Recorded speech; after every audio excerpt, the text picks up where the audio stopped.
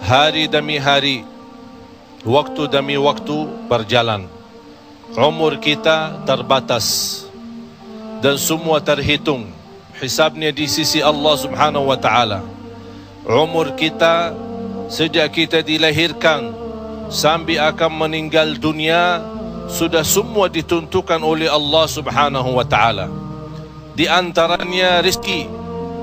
Malah rezeki itu salah satu rahasia Allah Subhanahu wa taala, dan Allah Subhanahu wa taala sendiri yang mengaturkan rezeki manusia.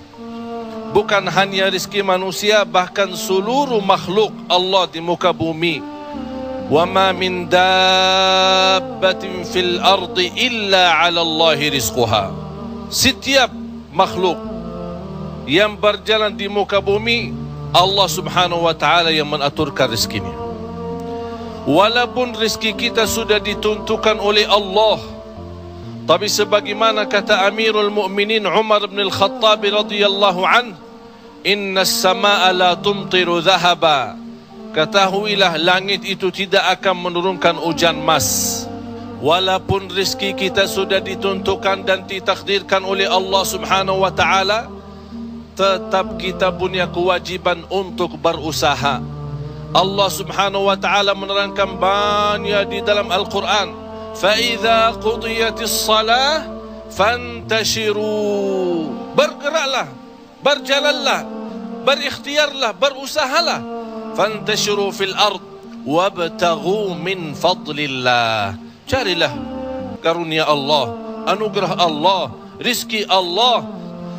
Orang mukmin yang percaya kepada Allah dan senantiasa dia berikhtiar dan berusaha, tetap memiliki keyakinan, menggantungkan hatinya kepada Allah Subhanahu wa taala.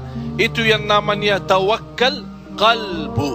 Bukan hanya tawakkal usaha, bukan hanya kita percaya kepada kemampuan diri kita atau kita percaya kepada kecerdasan kita, tapi tetap kita senantiasa memohon pertolongan Allah Subhanahu wa taala.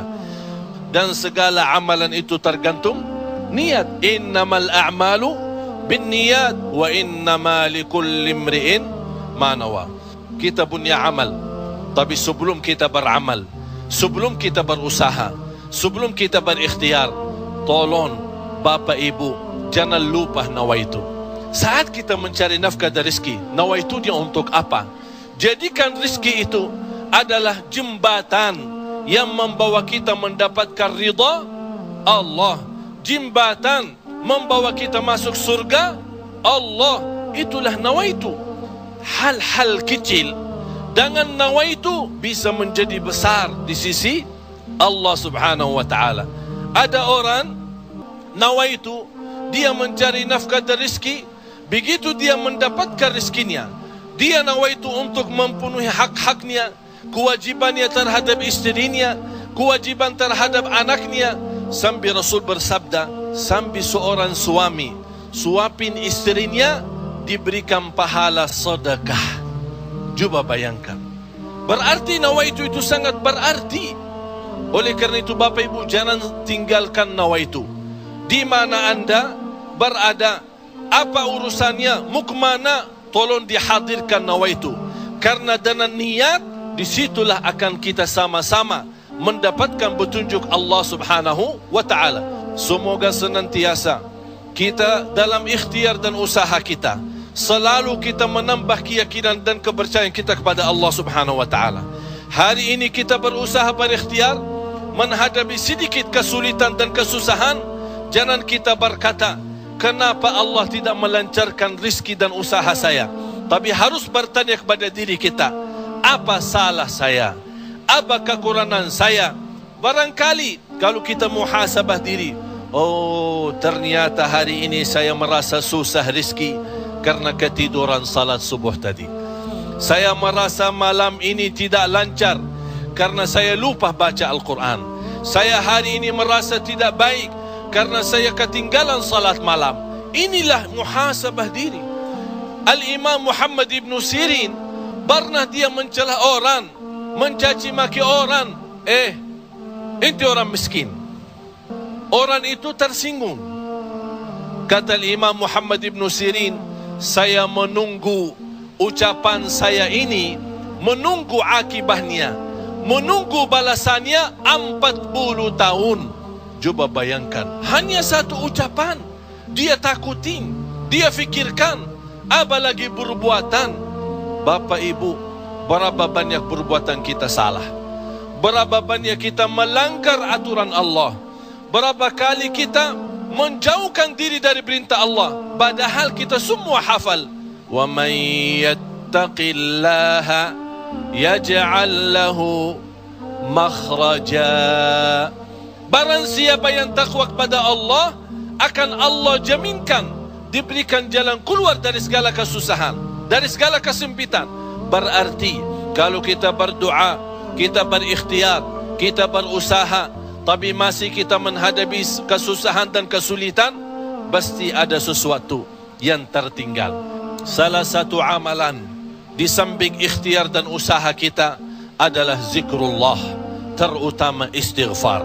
Karena termasuk istighfar adalah salah satu kunci mendatangkan rezeki.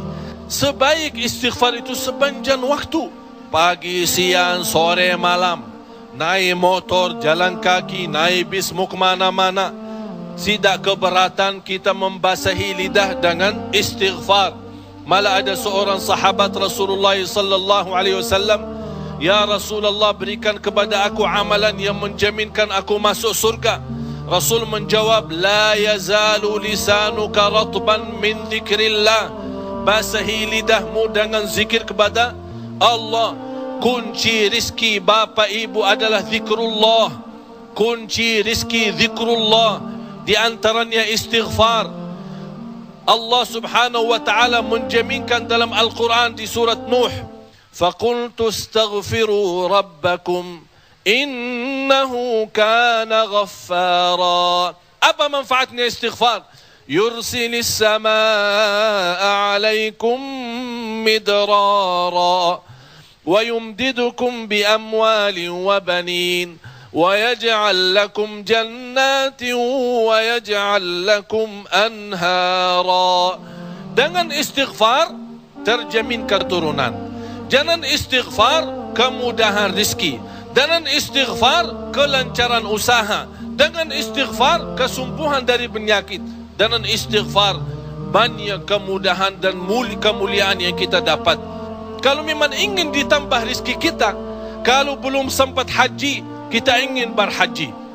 Kalau kita sudah haji, ingin Allah menambah kita bisa haji lagi. La in syakartum lazim. Jadilah hamba yang bersyukur, karena nikmat Allah memang Bapak Ibu tidak bisa terhitung.